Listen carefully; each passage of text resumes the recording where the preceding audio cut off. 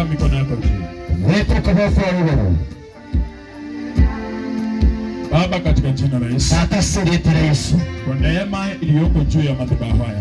Asubire asesa semereke. Tunatangaza kibali. Protokole wanjirwa. Vile wanavyoungana wazee 24. Una marashi sema na wewe inyo. We also change as you are men of God. Protokole musamesa. We declare blessings upon this land. Protokole masinde kasumu gondo.